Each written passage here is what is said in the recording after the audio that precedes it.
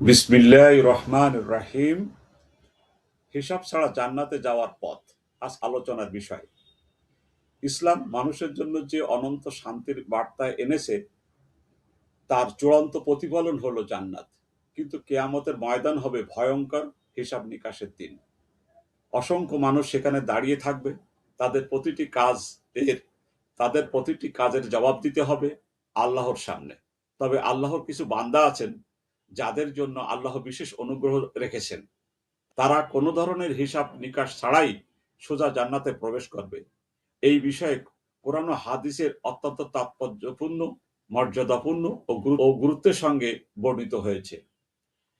কিন্তু প্রশ্ন হলো, কিভাবে মানুষ এই অনন্য সম্মানের যোগ্য হতে পারে? কি সেই পথ যা মানুষকে কিয়ামতের ভয়াবহ থেকে বাঁচিয়ে হিসাব ছাড়াই জান্নাতে পৌঁছে দিবে? হিসাব ছাড়া জান্নাতে যাওয়া একটি সত্য। রসুল সাল্লাল্লাহু আলাইহি সাল্লামের সহিহ হাদিসে বলেছেন, আমার উম্মতের ৭০,০০০ লোক হিসাব ছাড়া জান্নাতে প্রবেশ করবে। সহিহ বুখারী ও মুসলিম। অন্য বর্ণনায় এসেছে শুধুমাত্র ৭০,০০০ নয়, প্রতি হাজারেও আরো ৭০,০০০, এবং আল্লাহ আরো লোককে জান্নাতে প্রবেশ করাবেন নিজের রহমত অনুযায়ী। এর অর্থ হলো এটি কোনো সীমাবদ্ধ সুযোগ নয়, বরং যে কেউ এ পথে চেষ্টা করলে আল্লাহর মেহেরবানিতে এই মর্যাদা পেতে পারে।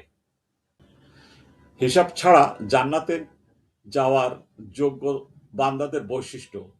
হাদিস শরীফে 4টি বিশেষ বৈশিষ্ট্যের বর্ণনা আছে যা আল্লাহর নিকটকার বান্দাদের পরিচয় তুলে ধরে।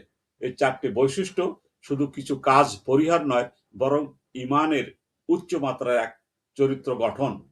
1. যারা রুকাইয়া চাইত না, যারা কাইয়া আগুনের চিহ্নিত চিকিৎসা নিত না, যারা কুসংস্কার ও অশুভ লক্ষণ বিশ্বাস করত না, যারা সর্বান্তকরণে আল্লাহর উপরে ভরসা করত। হিসাব ছাড়া জান্নাতে যাওয়া বাস্তবিক পথ। 1. খাঁটি তৌহিদে অটল থাকা। তৌহিদ মানে শুধু আল্লাহর ইবাদত করা না, তার উপরে ভরসা করা, তার কাছে চাওয়া, তার কাছেই সাহায্য প্রার্থনা করা। শিরিক, বিদআত, কুসংস্কার এসব থেকে দূরে থাকা তৌহিদের মূল শর্ত। 2. ইখলাস, সব কাজে শুধু আল্লাহর সন্তুষ্টির জন্য করা, মানুষের প্রশংসা, সম্মান বা প্রতিদানের জন্য নয়। ইবাদত, দান সদকা, নামাজ রোজা সবই আল্লাহর জন্য হতে হবে। 3. হৃদয়ের আমল পরিশুদ্ধ করা। হিংসা, অহংকার, কপটতা, আত্মপ্রশংসা এই রোগগুলো কাটিয়ে উঠতে হবে। আল্লাহ তার সেই বান্দাদের ভালোবাসেন যাদের হৃদয় নরম, পরিশুদ্ধ, মানুষের প্রতি দয়া ও ক্ষমাশীল। 4.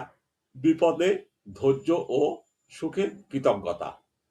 ধৈর্য ও কৃতজ্ঞতা দুটি আল্লাহর ভরসার নিদর্শন।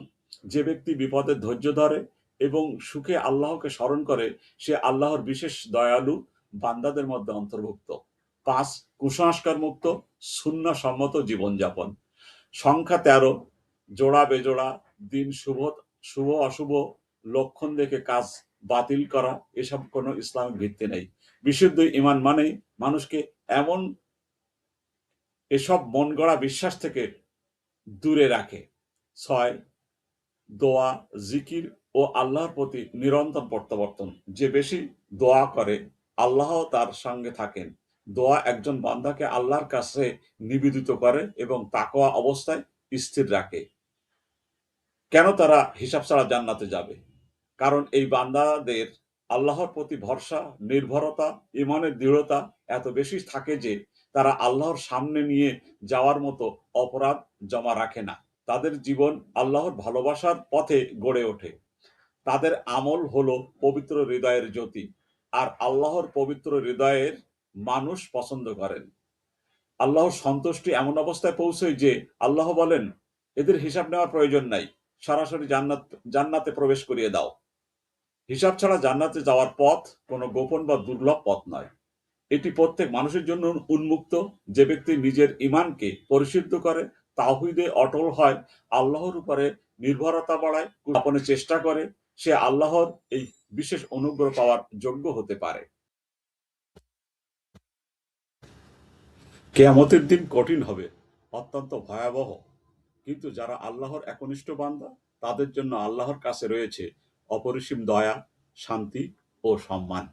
সংস্কারমুক্ত জীবন